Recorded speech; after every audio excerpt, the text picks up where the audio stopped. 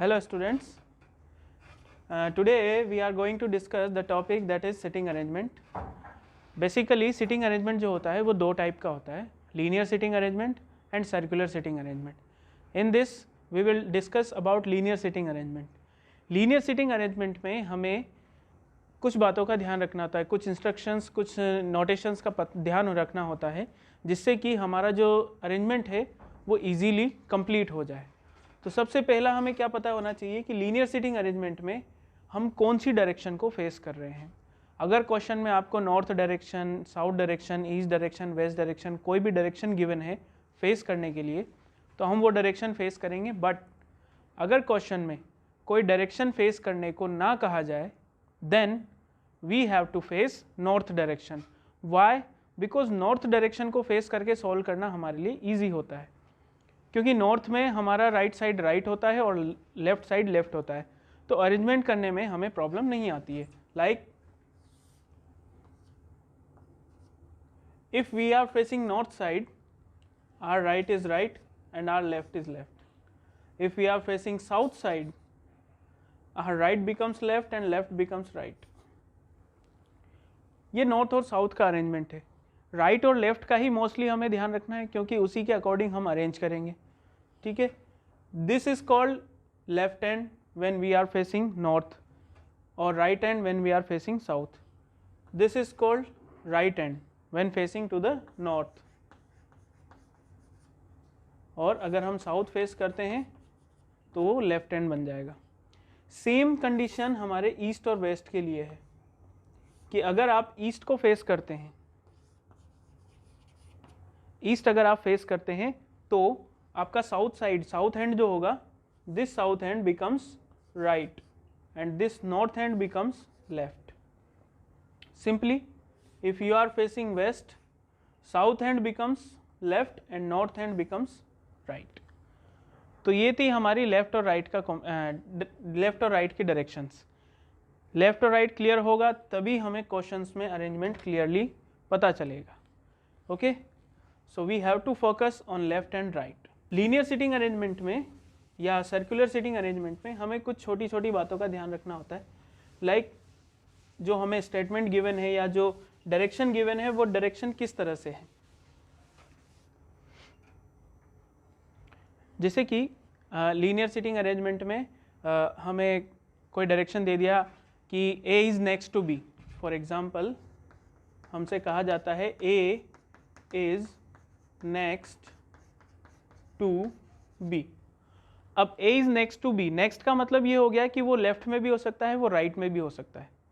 Okay, सो हमें दोनों conditions follow करनी होगी. A is next to B का मतलब AB भी हो सकता है और BA भी हो सकता है. नेबर, अगर नेबर कहा जाता है तो वो उसका नेबर का मतलब वो उसके नियरेस्ट नेबर हो सकता है लेफ्ट और राइट साइड में. और इमीडिएट नेबर कहा जाता है तो वो जस्ट उसके राइट में या जस्ट उसके लेफ्ट में होगा.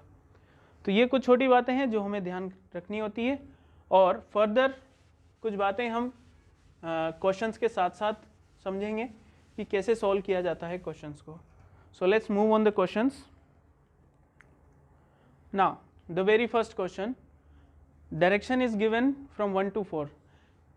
सिटिंग अरेंजमेंट में हमें कुछ डायरेक्शंस गिवन होती हैं और डायरेक्शंस के बेसिस पर मिनिमम 2 और मैक्सिमम 5 क्वेश्चंस पूछे जाते हैं. यानी कि एक डायरेक्शन सॉल्व करने पर आप 2 से 5 क्वेश्चन के आंसर दे सकते हो. उस डायरेक्शन को सॉल्व करने में आपको 2 या 3 मिनट्स का टाइम लगेगा. ईजी है तो 1 मिनट में भी सॉल्व हो जाएगा. ओके, पर उस डायरेक्शन को सॉल्व करने के बाद आप 5 क्वेश्चंस के आंसर या 2 क्वेश्चंस के आंसर या 3 क्वेश्चंस के आंसर दे सकते हो. जैसे कि यहाँ पर एक डायरेक्शन गिवन है फ्रॉम 1 to 4, यानी कि 4 क्वेश्चंस पूछे गए हैं हमसे. The direction is PQRSTUV are sitting in a row facing east. PQRSTUV 7 person है और ईस्ट को फेस करके बैठे हुए हैं. अब हमें डायरेक्शन दे दिया east facing, so this is east facing. 7 person है तो हम 7 डॉट्स बना लेते हैं. 1 2 3 4 5 6 7. These are the 7 dots. Now the next line says R is on the immediate right of S.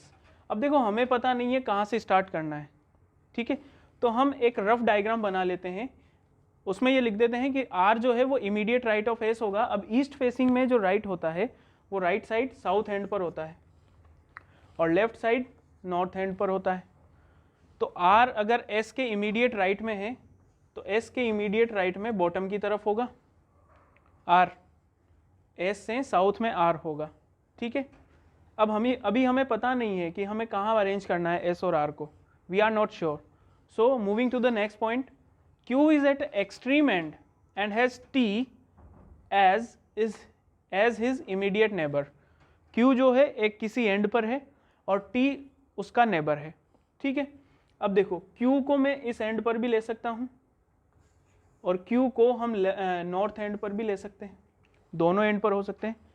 अगर Q को हम साउथ एंड पर लेते हैं तो T जो है उसका इमीडिएट नेबर हो जाएगा उसके नॉर्थ में, और Q को अगर हम नॉर्थ एंड पर लेते हैं तो T उसका नेबर हो जाएगा उसके जस्ट आफ्टर, इमीडिएट नेबर कहा है उसने, ठीक है। नेक्स्ट उसने कहा है V is exactly between T and U। V जो है वो T और U के बीच में है, तो T और U के बीच में V हो गया। ऐसे ही यहाँ पर V और ये कंडीशन आ सकती। अब आप देखिए दोनों ही तरह से हमने जब अरेंज किया तो U तो मिडिल में आ गया, यानी कि U का पोजीशन तो फिक्स रहेगा, चाहे वो ये वाली कंडीशन फॉलो करें या ये Q को हम नॉर्थ एंड में लें या साउथ एंड में लें, U हमेशा मिडिल में ही आएगा, ठीक है, ये तो फिक्स हो गया। नेक्स्ट उसने कहा S is sitting third from south and. अब S का पोजीशन फिक्स हो गया, साउथ एंड से 1 2 3 थर्ड पोजीशन पर कौन है, S अगर थर्ड पोजीशन पर है यानी कि हमारा जो साउथ अरेंजमेंट है ये रॉन्ग अरेंजमेंट है, इसकी जगह थर्ड पोजीशन पर हमें S को अरेंज करना होगा। S के जस्ट बॉटम में कौन है, R, हमने फर्स्ट पॉइंट से ही अरेंज कर लिया था, ठीक है। अब फाइनली कौन सा पॉइंट बचा हमारा, कौन सा पर्सन बचा भाई, P Q R S T, तो P रिमेनिंग है, सो P Q R S T U V, 7 persons arranged, okay। R is on the immediate right of S, R is on the immediate right of S, Q is at extreme end, T as his immediate neighbor, V is exactly between T and U, V is exactly between T and U, S is third from the south end। तो हमारे सारे point fulfil हो चुके हैं। Now the very first question, who is sitting to the immediate right of T।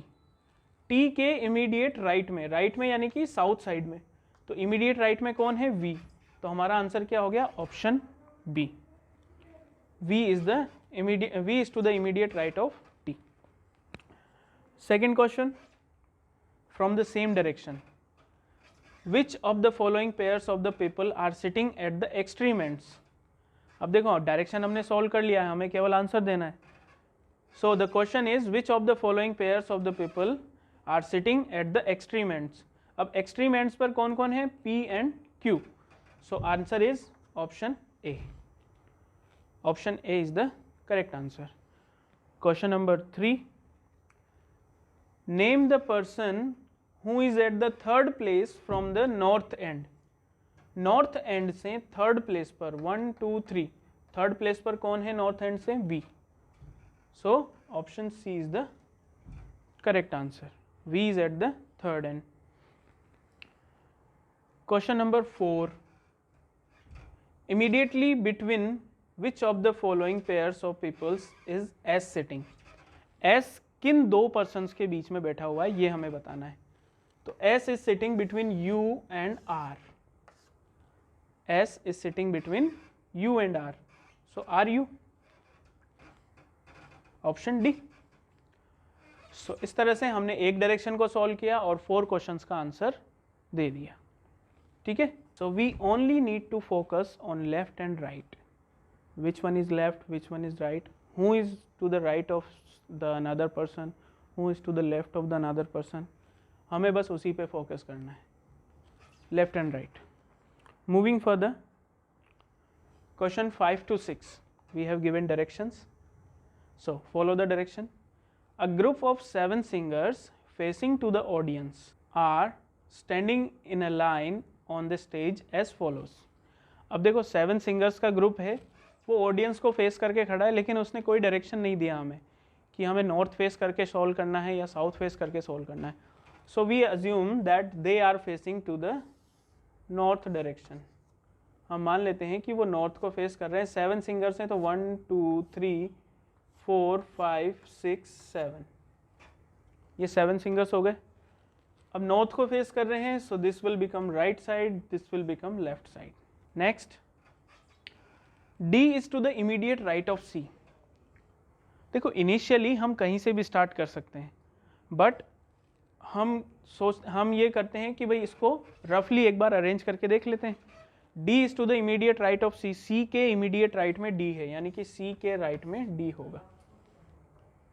Next, F is to the immediate neighbour of G. F G का immediate neighbour है. अब G का इमीडिएट नेबर है तो वो G के left में भी हो सकता है, G के राइट में भी हो सकता है. भाई उसने नेबर कहा है, फिक्स प्लेस नहीं कहा, राइट या left. B is to the immediate left of F. F के इमीडिएट लेफ्ट में कौन है? B है, यानी कि F जो है वो G के राइट में नहीं हो सकता. अगर F G के राइट में होगा तो G जो है वो F के लेफ्ट में हो जाएगा इमीडिएटली, लेकिन इमीडिएटली लेफ्ट में तो B है. तो इसलिए हमारा जो F और G का अरेंजमेंट है वो कुछ इस तरह से होगा कि F G के लेफ्ट में होगा और F के लेफ्ट में B होगा. E is to the immediate left of A. E is to the immediate left of A, यानी कि ये A और ये E. C and B have one singer between them. C और B के बीच में एक सिंगर है. अब आप देखिए C के इमीडिएट राइट में D है, ठीक है, तो यानी कि D जो होगा वही C और B के बीच में होगा. पॉसिबल तो यही है, क्योंकि B के लेफ्ट राइट साइड में तो प्लेस खाली नहीं है, B के लेफ्ट साइड में प्लेस खाली हो सकते हैं. तो B के लेफ्ट साइड में ही मैं C और D को अरेंज करूं ताकि C और B के बीच में एक पर्सन D आ जाए, है ना. अब आप देखिए 1 2 3 4 5 पर्सन्स तो हमने ये कंटिन्यू अरेंज कर दिए, C D B F G. आगे उसने कहा है A and D have one singer between them. A और D के बीच में भी एक सिंगर है. अब A और D के बीच में अगर एक सिंगर है तो D के लेफ्ट साइड में ही मैं A को अरेंज करूँगा ताकि A और D के बीच में C आ जाए, और A के लेफ्ट में E है. तो हमारा अरेंजमेंट हो सकता है possible E A C D B F G. E A C D B F G. अब हम देख सकते हैं कि क्या हमारी कंडीशन सारी फुलफिल हुई है. अब देखिए फर्स्ट कंडीशन था D is to the immediate right of C. D is to the immediate right of C, correct है. F is to the immediate neighbour of G. F G का immediate neighbour है. B is to the left of F. B F के left में है. E is to the left of A. E is to the left of A. C and B have one singer between them. C and B have one singer between them. A and D have one singer between them. That is also completed. Now the arrangement is correct. Which of the following pairs of the singers are sitting at the extreme ends? Extreme ends पर कौन कौन से singers बैठे हैं? E and G. E and G. Option C. E and G are at the extreme ends. Next, question number 6 from the same direction. Immediately between which of the following pairs of the singers is D? D किस किस के बीच में है? B and C. Again option C. Clear? So we need to understand the condition of left and right. Question number 7. Here we have only one question from this direction. 6 students are sitting in a row.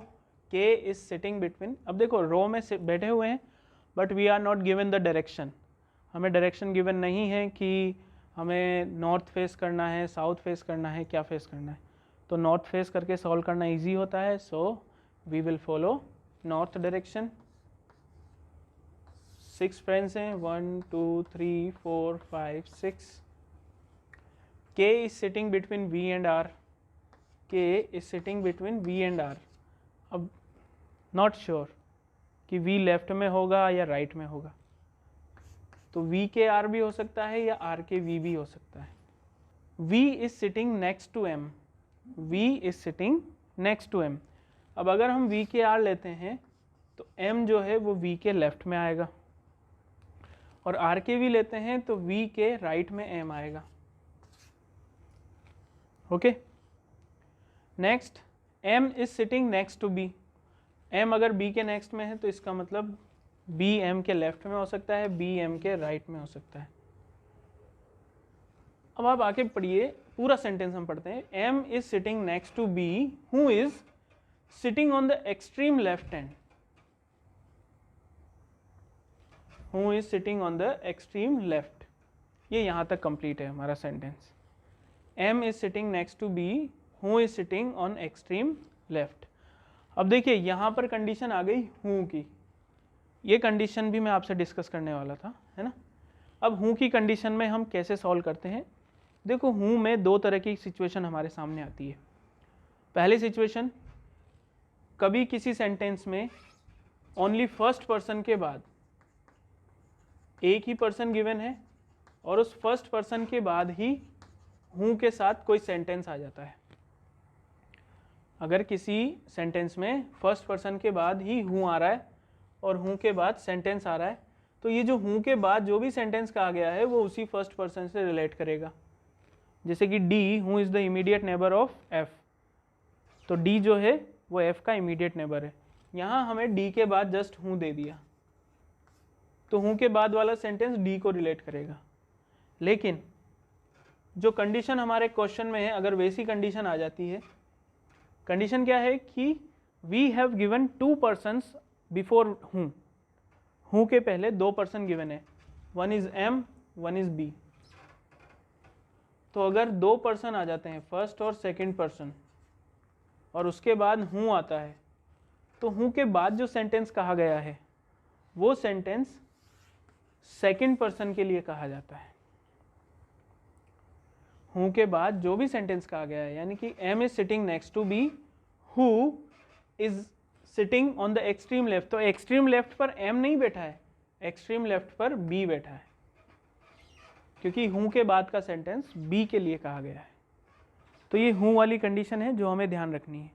अगर दो person है तो हूँ के बाद वाला sentence second person के लिए कहा है, अगर एक ही पर्सन है तो हूँ के बाद वाला सेंटेंस उसी। अब हम देखते हैं अरेंजमेंट्स। तो उसने कहा है M is sitting next to B who is sitting on the extreme left, यानी कि B जो है वो एक्सट्रीम लेफ्ट पर बैठा हुआ है। तो ये है हमारा एक्सट्रीम लेफ्ट, यानी कि B M V K R। Clear. Last में उसने कहा है Q is sitting next to R, तो Q R के पास में एक ही प्लेस खाली है, राइट हैंड, वहाँ पर Q आ जाएगा। So arrangement is complete. The question is who is sitting adjacent to V? V के adjacent में कौन कौन है? M और K, M and K. Option D is the correct answer. तो ये हूँ की कंडीशन को थोड़ा ध्यान रखना है, बिकॉज हूँ कंडीशन सर्कुलर अरेंजमेंट में भी आती है और लीनियर अरेंजमेंट में भी आती है। Again we have one question from the direction. There are 9 chairs in a row, each numbered 1 to 9 from left to right. 9 chairs हैं, 1 से लेकर 9 तक लेफ्ट टू राइट अरेंज्ड हैं, यानी कि 1 2 3 4 5 6 7 8 9, ये 9 चेयर्स हैं।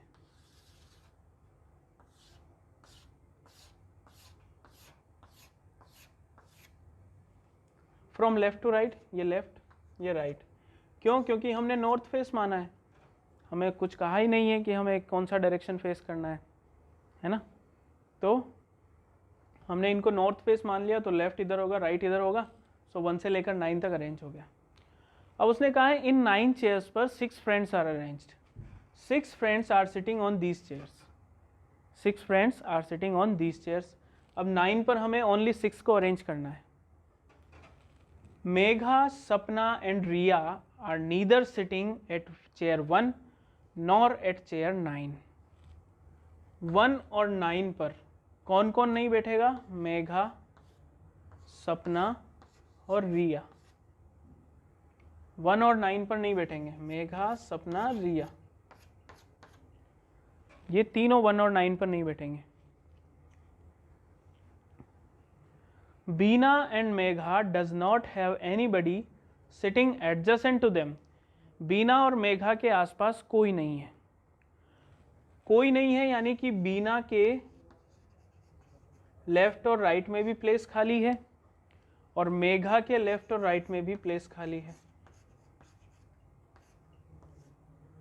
अब अगर हम इन दोनों को अलग अलग अरेंज करते हैं तो आप ये देखिए कि मेघा के अगर लेफ्ट और राइट में प्लेस खाली रखते हैं तो 1 2 3 3% तो ये हो गए और 1 2 3 बीना के 3% हो गए, तो टोटल 6 प्लेसेस तो यही हो गए, 6 चेयर्स तो यही कंप्लीट हो गई। 6 चेयर्स कंप्लीट होने के बाद हमारे पास 3 चेयर्स बचती हैं और पर्सन रिमेनिंग रहते हैं 4। अब पर्सन 4 रिमेनिंग है, चेयर्स 3 हैं, तो अरेंज कर ही नहीं पाएंगे। तो यानी कि हमें कहीं ना कहीं इन दोनों की सिचुएशंस को थोड़ा सा मर्ज करना होगा। तो मर्ज कैसे करते हैं? मेघा और बीना के बीच में एक खाली चेयर रख देते हैं। ये हो गई मेघा। बीना के आसपास भी कोई नहीं है और मेघा के आसपास भी कोई नहीं है। अब हमारी चेयर्स कितनी हो गई? 1 2 3 4 5। 5 चेयर्स फिल हो गई, 4 चेयर्स बची हैं और 4 ही पर्सन्स अरेंज्ड हैं। ठीक है, तो यानी कि हमने दोनों के बीच में एक कॉमन ब्लैंक चेयर रख दी और दोनों के आसपास जो है 2 ब्लैंक चेयर और रख दी। 5 प्लेसेस पर 2 पर्सन को अरेंज कर दिया। Next, there is only 1 empty chair between Megha and Riya. Megha और रिया के बीच में एक ही एम्प्टी चेयर है, तो ये रिया यहां अरेंज हो गई मेघा के लेफ्ट में। Charu is adjacent to both Jiya and Riya. Charu जो है वो जिया और रिया के एडजेसेंट में है। अब जिया और रिया के एडजेसेंट में है तो यानी कि चारू जो है वो जिया और रिया के बीच में है। जिया, चारू, रिया, तो दोनों के एडजेसेंट हो गई। सपना is sitting at seat number 2। अब हमें फिक्स पता चल गया कि भाई सीट नंबर 2 पर कौन है? सपना है। तो ये हो गई हमारी सपना सीट नंबर 2 पर। अब सीट नंबर 2 पर सपना है। जिया, चारू और रिया के लिए हमें 3 प्लेस चाहिए। ठीक है, अब मैं इन दोनों कंडीशंस को मर्ज करता हूँ। जिया, चारू, रिया, रिया ब्लैंक मेघा ब्लैंक बीना। इन सारी कंडीशंस को अगर हम मर्ज करें और साथ में हमें ये भी ध्यान रखना है कि मेघा, सपना और रिया में से कोई भी फर्स्ट और 9th पर नहीं आनी चाहिए। तो देखो, सबसे पहले जिया, फिर चारू, फिर रिया, फिर ब्लैंक, फिर मेघा, फिर ब्लैंक, फिर बीना और फिर blank. So total number of places are 1 2 3 4 5 6 7 8। 8 number of places हो गए हमारे पास। 2 ऑलरेडी हैं क्योंकि अब फर्स्ट पर तो हम अरेंज कर ही नहीं सकते किसी को, फर्स्ट तो खाली जाएगा क्योंकि हमें तो कंटिन्यूसली अरेंज करना है बाकी पर्सन्स को। तो अब हम क्या करते हैं कि बीना के राइट साइड वाली कंडीशन को भी हटा देते हैं। अब हम इनको अरेंज करते हैं। तो देखो अरेंजमेंट्स क्या होंगे। नॉर्थ फेसिंग है, फर्स्ट चेयर खाली रहेगी, सेकंड चेयर पर सपना, थर्ड चेयर पर जिया, फोर्थ पर चारू, फिफ्थ चेयर पर रिया, सिक्स्थ एम्प्टी रहेगी, सेवेंथ पर मेघा, एट्थ अगेन एम्प्टी और 9th पर बीना।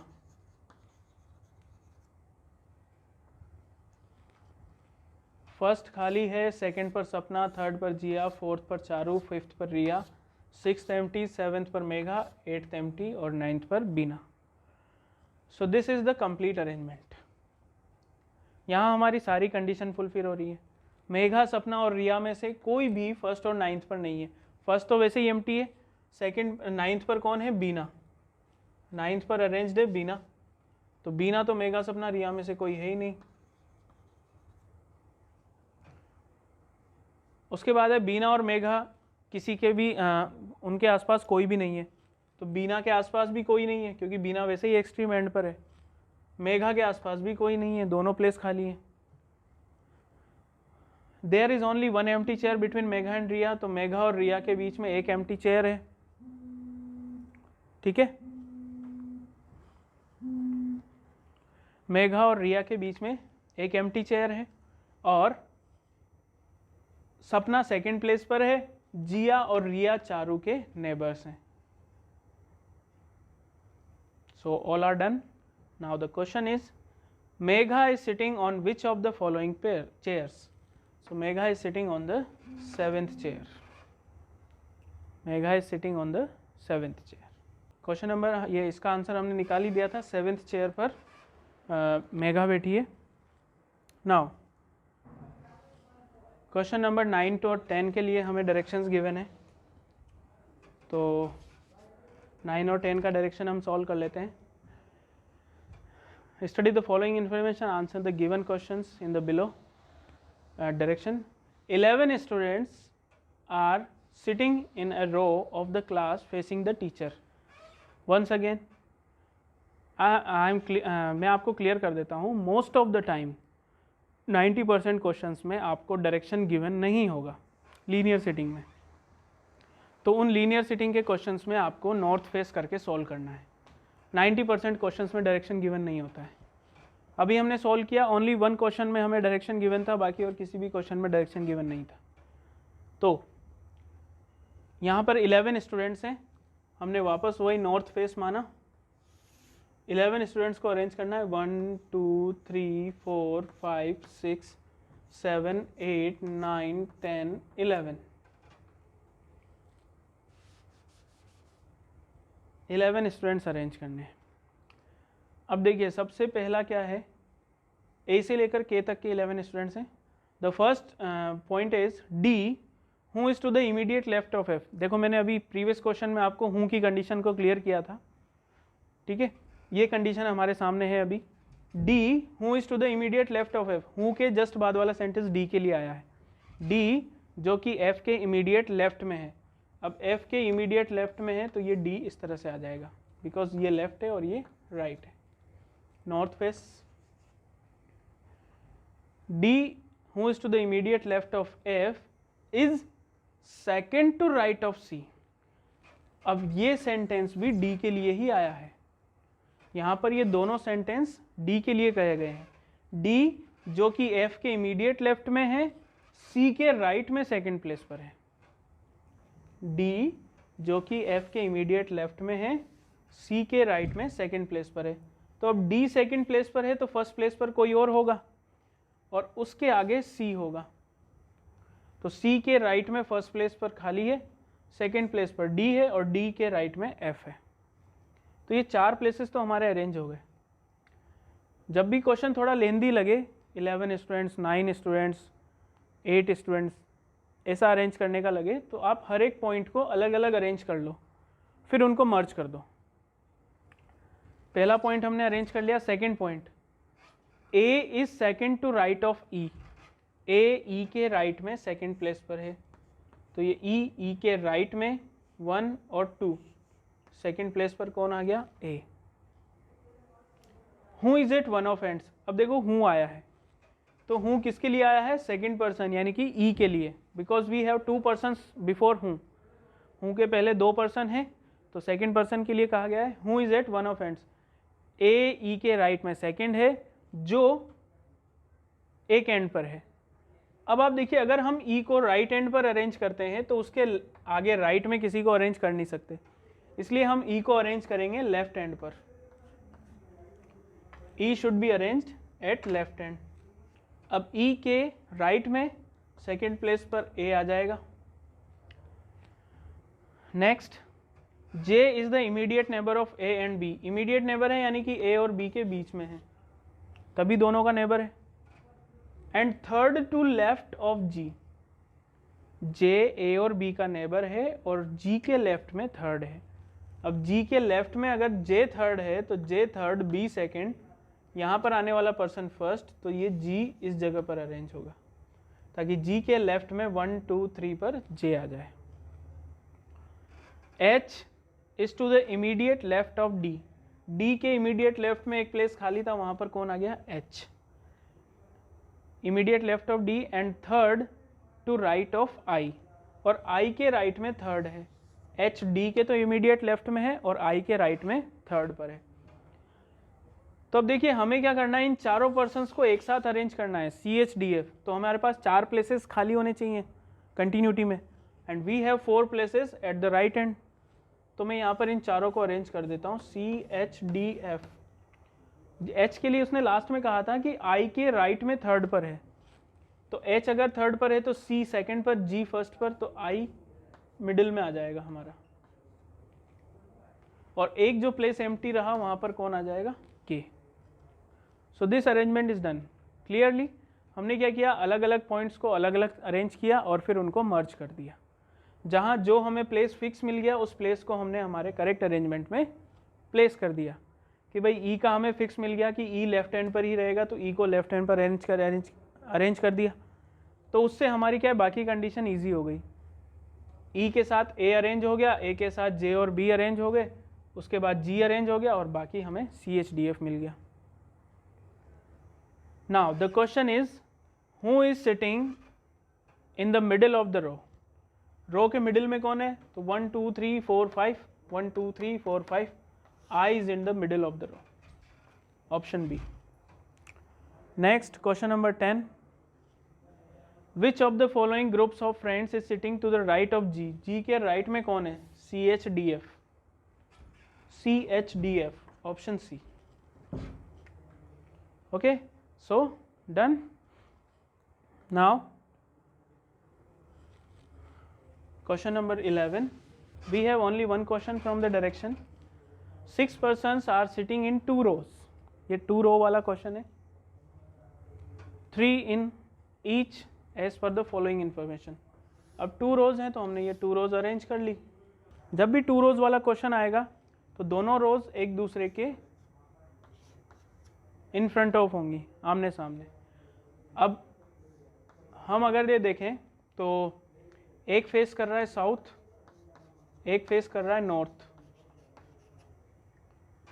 1 2 3 3 person, 1 2 3 3 person, 3 person both the rows में है। अब जो नॉर्थ फेस कर रहा है उसका लेफ्ट इधर होगा, राइट इस तरफ होगा। जो साउथ फेस कर रहा है राइट साइड इधर होगा, लेफ्ट इधर होगा। Okay, now let's see the arrangement. T is not at the end of the any row. T किसी भी रो के एंड में नहीं है, तो यानी कि या तो T मिडिल साउथ एंड पर मिडिल में है, या साउथ फेस मिडिल में है, या नॉर्थ फेस मिडिल में है। S is second to left of U। S U के लेफ्ट में सेकेंड पर है। S is second to left of U। अब देखो अगर हम नॉर्थ फेस मानते हैं तो U के लेफ्ट में सेकेंड प्लेस पर S आएगा, और अगर हम साउथ फेस मानते हैं तो U के लेफ्ट में सेकेंड प्लेस पर S आएगा, इस तरह से। R the neighbor of T is sitting diagonally opposite to S। R जो T का नेबर है वो S के डायगनली अपोजिट में है। अब मान लेते हैं कि T का नेबर R इस जगह पर है, तो S बॉटम में होगा नॉर्थ फेसिंग, तो U यहाँ होगा। ठीक है, दूसरी कंडीशन भी हम मान लेते हैं भाई, अगर R T का नेबर यहाँ है तो फिर T बॉटम में नहीं आएगा। अब हम दूसरी कंडीशन बनाते हैं कि अगर R T का नेबर बॉटम में है तो डायगनली अपोजिट S यहाँ होगा। ठीक है, बट S जो है वो U के लेफ्ट में होना चाहिए, तो यहाँ तो U के राइट में आ जाएगा, तो हम R को चेंज कर देते हैं, R को यहाँ रख देते हैं। तो उससे क्या होगा, S यहाँ आ जाएगा और U इस जगह आ जाएगा, तो U के राइट में U के लेफ्ट में S हो जाएगा। Next Q is neighbour of U, Q U का नेबर है तो Q यहाँ आ जाएगा, यहाँ पर Q इस जगह आ जाएगा। देखो दो कंडीशन बनाई है हमने, एक कंडीशन जिसमें हमने T को साउथ फेस लिया है, एक कंडीशन जिसमें हमने T को नॉर्थ फेस लिया है, ठीक है। तो Q नेबर हो गया। अब उसके बाद एक पर्सन और बचा, कौन? P। तो ये हमने P अरेंज कर दिया। अब उसने क्या पूछा है, which of the following are sitting diagonally opposite to each other. कौन कौन डायगनली अपोजिट हैं, या तो SR या PU। यहाँ भी वही है, SR या PU। अरेंजमेंट हमने अलग अलग लिए लेकिन कंडीशन सेम आ रही है, तो या तो SR या फिर PU। तो यहाँ पर हमारे पास ऑप्शन है PU। So PU are sitting diagonally opposite to each other. Okay, so we have done with this. In the next lecture we will discuss about circular sitting arrangement. Okay, thank you.